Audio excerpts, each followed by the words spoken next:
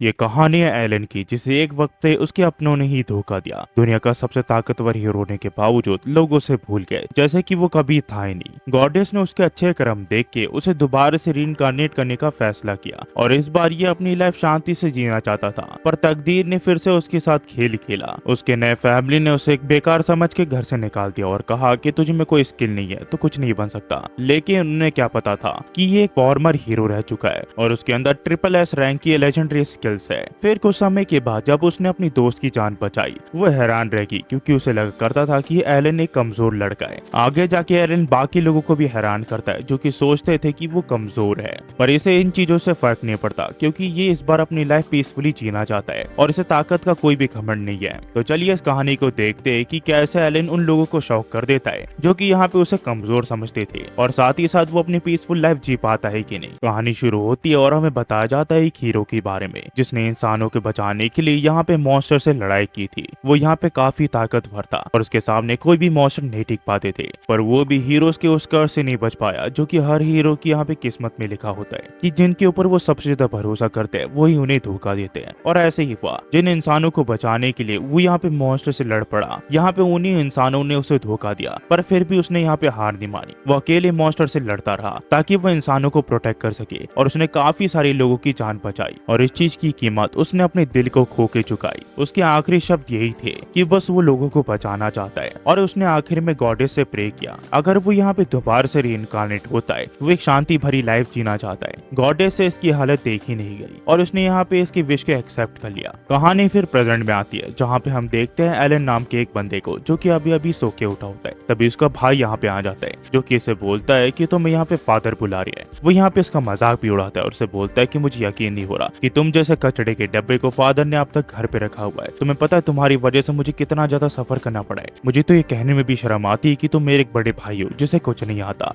ये फिर इसके फादर के यहाँ पे चले जाते हैं। इसके फादर बोलते हैं कि तुम हाउस ऑफ वेस्टफेल्ट में 15 साल पहले पैदा हुए थे, पर तब से लेकर अब तक तुम्हारा लेवल एक बार भी इंक्रीज नहीं हुआ है। तुम अब तक लेवल 1 के हो, जो कि हमारे लिए शर्मिंदगी वाली बात है। और ऊपर से सेरेमनी वाले दिन तुम्हें यहाँ पे गॉडेस की तरफ से कोई सी भी ब्लेसिंग नहीं मिली जिसे हम गिफ्ट कहते हैं। और तुम्हें पता है ना इसका मतलब क्या है? हर एक बच्चे को गॉड की तरफ से एक गिफ्ट मिलता है जो कि ये दर्शाता है कि गॉड ने तुम्हारे ऊपर फेवर किया है। पर अगर कोई गॉड यहाँ पे कोई भी गिफ्ट ना दे किसी बच्चे को तो तुम्हें पता है ना इसका मतलब क्या है? मेरे हिसाब से तुम जैसे बेवकूफ को भी समझ में आ गया होगा कि मैं क्या कहना चाहता हूँ। तुम वेस्टफेल्ड फैमिली की हायर के नाम पर एक डिसअपॉइंटमेंट हो और इसीलिए मैं तुम्हें यहाँ पे हमारे फैमिली से निष्कासित करता हूँ। तुम अब हमारी फैमिली का हिस्सा नहीं हो। ये फिर बाहर आ जाता है और बोलता है कि मैंने सपने में भी नहीं सोचा था कि मैं ऐसे घटिया ड्यूक के घर में एक बेटे की तरह जन्म लूंगा, पर चलो छोड़ो, मैं इस बार अपनी लाइफ काफी शांति से जीऊंगा, ना कि पिछली जिंदगी की तरह। एलन फिर फैसला करता है कि वो बॉर्डरलैंड्स के यहाँ पे जाएगा जो कि ईस्टर्न एज में वेस्टर्न टेरिटरी के। इसने फैसला कर लिया होता है कि ये पिछली जिंदगी की तरह इस लाइफ को बिल्कुल भी वेस्ट नहीं जाने देगा, क्योंकि पिछली लाइफ में इससे काफी सारी गलती हुई थी जिस वजह से इसकी लाइफ पूरी तरह खराब हो गई थी। पर अब ये शांति से इस लाइफ को बिताएगा। उतने में यहाँ पे इसकी नजर एक जगह जाती है जहाँ पे दो लड़कियों को मड वुल्फ्स ने यहाँ पे चारों तरफ से घेर लिया होता है। इस लड़की का नाम होता है बैट्रिस और दूसरी लड़की का नाम होता है लीजा एडोस्टेला। बैट्रिस से बोलती है कि प्रिंसेस आप यहाँ से चली जाइए, आपका सर्वाइव करके आपकी ड्यूटी निभाना ये ज्यादा इंपॉर्टेंट है। पर एलन रीजे को जानता है और वो बोलता है कि आखिरकार वो यहाँ पे क्या करी है। फिर कहानी फ्लैशबैक में जाती है जहाँ पे कुछ लोग यहाँ पे एलन का मजाक उड़ा रहे होते हैं। वो उसके ऊपर काफी गंदे कमेंट कर रहे होते हैं, जैसे उसकी वजह से उसकी मदर मारी गई और वो एक बड़ा फेलियर है। पर रीजे यहाँ पे उन्हें बोलती है कि उन्हें ऐसा बिल्कुल नहीं बोलना चाहिए, ये बिल्कुल गलत है। कहानी फिर प्रेजेंट में आती है जहाँ पे बैट्रिस के ऊपर ये मड वुल्फ हमला कर देते हैं, जिस वजह से बैट्रिस यहाँ पे घायल हो जाती है, जो देख के रीजे घबरा जाती है और उसके पास जाती है और पूछती है कि तुम ठीक तो हो ना। एलन ये सारी चीजें दूर से देख रहा होता है और वो इनकी मदद करने का फैसला करता है क्योंकि रीसेस उसके ऊपर भरोसा करती है और वो उसका भरोसा टूटने नहीं दे सकता। वही हम देखते हैं जो मड वुल्फ होते हैं वो यहाँ पे अब रीजे के ऊपर हमला करने के लिए तैयारी कर चुके होते हैं, पर तभी यहाँ पे एलन आ जाता है जो कि इन मड वुल्फ्स के ऊपर हमला कर देता है और रीजे की जान बचा लेता है। रीजे यहाँ पे शौक होती है पर यहाँ पे ये बोलता है कि तुम्हें घबराने की कोई जरूरत नहीं है। ये फिर इन वुल्फ्स के कोर को देखने लग जाता है और जैसे ही वो उसे कोर मिलते हैं वो यहाँ पे अपनी स्वॉट टेक्निक का यूज करके इन वुल्फ्स के ऊपर हमला कर देता है, जिस वजह से ये सभी वुल्फ यहाँ पे राख में बदल जाते हैं। पर जो बैटरीज होती है वो यहाँ पे काफी ज्यादा घायल हो चुकी होती है, अपनी जिंदगी की आखिरी सांसें ले रही होती है। वो रीसे को बोलती है कि मुझे माफ करना प्रिंसेस, पर तभी यहाँ पे एलन आ जाता है और उसे बोलता है 2 मिनट रुको, मैं तुम्हारे वुंड को यहाँ पे हील कर देता हूँ। ये इसे बोलती है ये इम्पॉसिबल है, पर ये अपनी हीलिंग लाइट का यूज करता है, जिस वजह से ये पूरी तरह हील हो जाती है और तो और इसका जो आर्मर है वो भी रिस्टोर हो जाता है। ये देख के ये दोनों ही शॉक होते हैं और उससे पूछते हैं कि आखिरकार ये किस तरह की पावर है। एलन सोच में पड़ जाता है कि आखिरकार मैं इन्हें कैसे बताऊं कि ये मेरी पिछली जिंदगी की ताकत है, मैंने ये चीज बिल्कुल नहीं बता सकता। तभी यहाँ पे बैटर्स बोलती है कि मेरे हिसाब से ये एलन का गिफ्ट है, जिस बारे में शायद से चर्च को ज्यादा कुछ नहीं पता। लीज़ा बोलती है कि हाँ ऐसा भी हो सकता है। ये फिर इन्हें बोलता है कि वो सब तो ठीक है, पर आखिरकार तुम दोनों बॉर्डरलैंड्स के यहाँ पे क्या कर रही हो। ये सब बताती है कि दरअसल कुछ दिन पहले इसे डिवाइन रेवलेशन मिला था। वो एक फिलोसफी की तरह होता है जिसमें यहाँ पे गॉडेस एक इंसान की गिफ्ट को यूज करता है। ये सब बताती है कि गॉडेस ने हमें यहाँ पे आने के लिए कहा ताकि यहाँ पे कोई घटना ना हो जाए। हमें गॉडेस ने क्लोम विलेज के यहाँ पे जाने के लिए कहा जो कि बॉर्डरलैंड्स के करीब है, पर इसी दौरान इन वुल्फ्स ने हमारे ऊपर हमला कर दिया। इनकी बातें सुन के ये इन्हें कहता है कि मैं समझ गया कि तुम क्या कहना चाहती हो, पर हम ज्यादा देर तक बाहर नहीं रुक सकते, हम अपनी बातें इस गैरेज में भी कंटिन्यू कर सकते हैं। और ये अपनी मैजिक का यूज करके इस गैरेज को भी ठीक कर देता है। इसके बाद ये लोग बैठ जाते हैं और ये सब बताता है कि उसे कास्ट आउट कर दिया गया है। ये सुन के रीज़ा बोलती है कि आखिरकार वेस्ट फैमिली यहाँ पे तुम्हारे साथ ऐसा बर्ताव कैसे कर सकती है। ये बोलता है कि मुझे अब इससे फर्क नहीं पड़ता,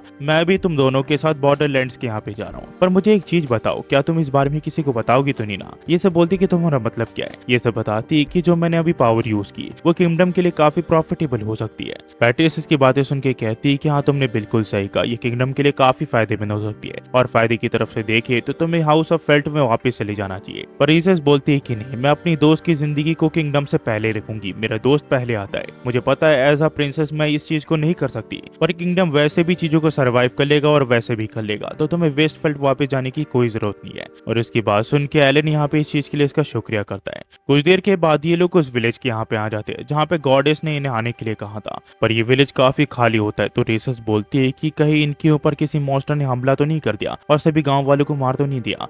पर बैटरीज बोलती है कि मुझे ऐसा नहीं लगता, पर जब से एलन ने हमें ज्वाइन किया किसी भी मॉन्स्टर ने हमारे ऊपर हमला नहीं किया। एलन बोलता है कि मेरे हिसाब से यहाँ पे एडवेंचर्स ने इन मॉन्स्टर को हरा दिया है, या फिर ऐसा भी हो सकता है कि जो आसपास के मॉन्स्टर है वो किसी बड़े खतरे से डर रहे हैं, इसी वजह से कोई भी विलेज के ऊपर हमला नहीं करा। तभी ये लोग एक घर के आसपास एक बड़ी भीड़ लगी हुई देखते हैं, तो ये लोग वहाँ पे चले जाते हैं और पूछते हैं कि आखिरकार ये सब चल क्या रहा है। उतने में यहाँ पे जो विलेज का चीफ होता है वो एक लड़की को बाहर फेंक देता है और बोलता है कि दोबारा कभी वापस मत आना। इस लड़की का नाम अकीरा होता है और ये बोलती है कि आखिरकार मैंने ऐसा क्या कर दिया कि तुम यहाँ पे भड़क गए। उतने में यहाँ पे इन तीनों को देखती है और इन दोनों को देख के थोड़ी कंफ्यूज लग रही होती है। तब यहाँ पे रीज़ा से बोलती है कि तुम्हें सभी से यहाँ पे थोड़े तमीज से और हल्के से बात करना चाहिए। पर अकीरा से बोलती है कि वो सब तो ठीक है, पर आखिरकार तुम लोग हो कौन। इसकी बात से ये गुस्सा हो जाती है और इसे बोलती है कि तुम मुझे भूल गई, मैं रीज़ा अडोस्टेला हूँ। जब तुम पैलेस के यहाँ पे आई थी तो मैंने ही तुम्हें यहाँ पे पूरा पैलेस घुमाया था और साथ ही साथ हमने खाना भी खाया था। ये कहती है कि हाँ मुझे याद आ गया, मुझे माफ कर दो, मैं लोगों को याद करने में सचमुच काफी ज्यादा बुरी हूँ। तभी एलन इनसे पूछता है कि अभी तुम यहाँ पे किसी लाइट के बारे में बात कर रही थी, आखिरकार वो सब क्या है। तभी पैट्रिस से बताती है कि एलन कभी तुमने यहाँ पे ब्रेवर गिफ्ट के बारे में सुना है क्या। ये कहता है कि हाँ। तो ये सब बताती है कि एक ऐसा गिफ्ट होता है जो कि पूरे जनरेशन में सिर्फ एक ही इंसान को मिलता है और उसे यहाँ पे 1000 ऑफ वॉरियर्स की यहाँ पे ताकत मिल जाती है, जो कि सबसे स्ट्रॉन्गेस्ट गिफ्ट होता है। रीज़े फिर इसे बताती है कि अकीरा काज़ारा की अभी करंट हीरो है और लीज़े तुम कह सकते हो कि उसकी एक टीममेट की तरह जो कि यहाँ पे उसकी मदद करेगी। ये इसे कहता है कि मैं समझ गया कि यहाँ पे लीज़े का काम है कि वो हीरो को हमेशा प्रोटेक्ट करके रखे। ये बोलती है कि हाँ। ये लोग फिर एक रेस्टोरेंट के यहाँ पे आ जाते हैं जहाँ पे अकीरा इन्हें बताती है कि वो काफी समय से आसपास ट्रैवल करी थी और एक दिन जब वो इस विलेज के आसपास से गुजर रही थी तभी इसके सामने एक लड़की आ गई और उसे बताया कि उसे यहाँ पे उसके गांव वालों ने ड्रैगन को सैक्रिफाइस कर दिया था, पर इससे पहले वो ड्रैगन कुछ भी कर पाता वो यहाँ से भाग गई। और इसी चक्कर में मैं यहाँ पे विलेज के चीफ के पास चली गई इसके बारे में डिटेल में पता लगाने के लिए, पर जैसा कि तुम लोगों ने देखा उसने मुझसे बदतमीजी से बात की और मुझे बाहर निकाल दिया।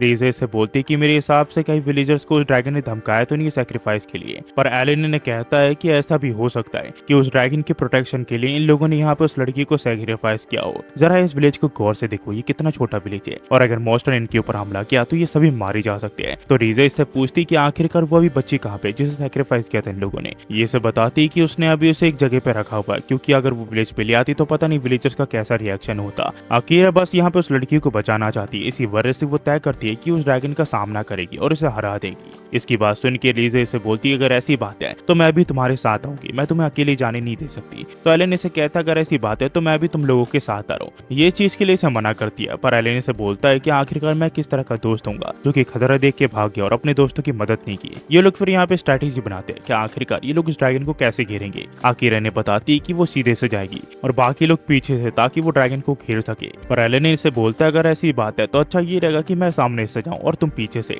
आकिरा इसे कहती कि नहीं, ऐसा नहीं हो सकता, मुझे लगता है कि अगर तुम सामने से जाओगे तो तुम अकेले उस ड्रैगन को हरा सकते हो। मैं देख के ही बता सकती हूँ कि तुम्हारे अंदर मेरे से ज्यादा ताकत है। एक बार मैंने उस ड्रैगन को हरा दिया तो मैं तुम्हारे साथ भी लड़ना चाहूंगी। आकिरा फिर यहाँ से चली जाती है और जाते हुए इन्हें बोलती है कि वो उनका ऊपर इंतजार करेगी। वही यहाँ पे एलन और बाकी लोग यहाँ पे ऊपर चढ़ने लग जाते हैं ताकि वो ड्रैगन को घेर सके। ये लोग फिर बात करने लग जाते हैं कि आखिरकार ये विलेज इतने खतरनाक सिचुएशन में कैसे फंसा। तो एलन इन्हें बताता है कि मुझे लगता है कि मेरे फॉर्मर फैमिली का इस ड्रैगन के साथ कोई ना कोई कनेक्शन जरूर है। क्लोम विलेज शायद से उन लोगों ने इसलिए बनाया ताकि वो यहाँ पे सैक्रिफाइस दे सके। तो यहाँ पे बैटरी से बोलती कि कहीं तुम ये तो नहीं कहना चाहते कि हाउस ऑफ वेस्टफेल्ड यहाँ पे ड्रैगन की पावर को बोरो कर रहे हैं। ये से बोलता है कि मैं बस इसे अज्यूम करके चल रहा हूँ, मुझे इसके बारे में ज्यादा कुछ आइडिया नहीं है। सीन फिर कट होकर आकिरा के यहाँ पे जाता है जहाँ पे वो ड्रैगन उसके सामने आ चुका होता है और उसके ऊपर हमला कर देता है। तो ये से बोलती है कि कम से कम मुझे अपने आप को इंट्रोड्यूस तो करने दो। ये फिर अपने मैजिक का यूज करके इस ड्रैगन के ऊपर हमला कर देती है, पर इस ड्रैगन को कुछ भी नहीं होता और वो ड्रैगन बोलता है कि क्या तुम मेरे साथ मजाक करी हो, क्या तुम यहाँ पे कोई खेल खेलने आई हो क्या। ये से बोलती है कि ये तो बस ट्रेलर था, मैं तुम्हें अभी हरा दूंगी, तुम्हें फिक्र करने की कोई जरूरत नहीं है। ये से बोलता है कि क्या तुम श्योर हो, अपने पीछे जरा देखो, उसके बाद मेरे ऊपर हमला करना। और ये देखती है कि वो लड़की यहाँ पे पड़ी हुई होती है, जो देख के आकिरा हैरान हो जाती है और सोचती है कि आखिरकार ये यहाँ पे कैसे आई। ये कहती है कि तुम मेरे से यहाँ पे डर्टी ट्रिक्स खेल रहे हो क्या। इसे बोलता है कि क्या तुम अभी भी नहीं समझ पा रही हो, उस लड़की को मैंने जानबूझ के यहाँ पे जाने दिया। मैं यहाँ पे काफी समय से सोच रहा था अगर मैंने अपने सैक्रिफाइस को जाने दिया तो आखिरकार क्या होगा, पर मैंने कभी भी नहीं सोचा था कि उस सैक्रिफाइस तुम्हें यहाँ पे ले आएगा। तुम्हें देख के तो लगता है कि तुम काफी ताकतवर हो, तो चलो देखते हैं कि तुम मुझे एंटरटेन कर पाती हो कि नहीं। तभी ये इसके ऊपर पूरी ताकत से हमला कर देती है, पर इस ड्रैगन को कुछ भी नहीं होता और वो बोलता है क्या तुम उस हिट को लेकर काफी सीरियस थी क्या, मेरे साथ मजाक मत करो, तुम सचमुच अपने आप को एक हीरो कहती हो स्वॉर्ड स्किल्स के साथ, तुम्हारे ऊपर हंसने के अलावा मैं कुछ नहीं कर सकता, तुम एक डिसअपॉइंटमेंट हो। ये फिर अपने पावर्स का यूज करके इसके ऊपर हमला करने लग जाता है, जिसके सिर्फ एक ही तलवार के वार से इसका जो पंख है वो कट जाता है। और ये लोग फिर आकिरा के पास जाते हैं और इससे पूछते वो ठीक तो है ना। तभी वो ड्रैगन बोलता है कि तुम्हारी हिम्मत कैसी हुई मेरे ऊपर अचानक से हमला करने की, और आखिरकार तुमने मुझे नुकसान कैसे पहुंचाया। पर इसे देख के एलन बोलता है कि लीजे क्या तुम आकिरा का मेरे लिए ध्यान रख लोगी, तब तक मैं इसे हराता हूँ। और ये दोबारा से अपनी नई स्किल को यहाँ पे यूज करने लग जाता है, पर वो ड्रैगन बोलता है कि मैं गॉड की जितनी ताकत पोजेस करता हूँ, और आखिरकार तुमने मुझे नुकसान कैसे पहुंचाया। जो भी हो इसके बाद तुम मेरे ऊपर हमला नहीं कर पाओगे। पर एलन इसकी बातों की गौर नहीं कर रहा होता, वो सोच रहा होता है कि आखिरकार वो इसके कोर को निशाना लगा के इसे हराए कैसे। ये फिर इसे बोलता है कि मुझे पता है तुम काफी ज्यादा घमंडी हो, पर तुम मुझे हरा नहीं सकते। ये ड्रैगन इससे बोलता है अगर ऐसी बात है तो चलो देखते हैं कि आखिरकार कौन जीतता है, और ये यहाँ से भागने लग जाता है। तभी यहाँ पे एलन अपने अल्टीमेट स्किल का यूज करता है और इस ड्रैगन के बीचों बीच हमला कर देता है, जिस वजह से इसके दो टुकड़े हो जाते हैं और ये राख में बदल जाता है। पर इस वजह से एलन काफी ज्यादा थक चुका होता है। तभी यहाँ पे लीजा आ जाती है और उसे पूछती है तुम ठीक तो हो ना। वो इसे बोलता है कि मैं बिल्कुल ठीक हूँ। उतने में वो लड़की भी यहाँ पे आकिरा के गले लग जाती है और इसी के साथ एलन की यहाँ पे नए एडवेंचरिंग की कहानी शुरू हो जाती है और यहाँ से कहानी वो भी कंटिन्यू जाती है। ये इस कहानी का पहला एपिसोड था। आप बताना मत भूलना कि आपको ये पहला एपिसोड कैसा लगा। इसका दूसरा एपिसोड मैं जल्दी ले आऊंगा, तब तक के लिए वेट कीजिए और देखते रहिए मूवी बॉय रिकैप। और हाँ गाइस, इस एनीमे को मैं यहाँ पे एपिसोड वाइज कवर करूंगा क्योंकि बाकी लॉन्ग वीडियोस पे तो मैं काम कर ही रहा हूँ। बाद में जब ये पूरे एपिसोड कंप्लीट हो जाएंगे तो इसे भी मैं लॉन्ग फॉर्मेट में डाल दूंगा ताकि आपके लिए इसे ढूंढने में आसानी हो। जाते हुए सिर्फ एक ही चीज कहूंगा guys, thanks for watching. Next video मिलता है, होपफुली आप सब बढ़िया होंगे।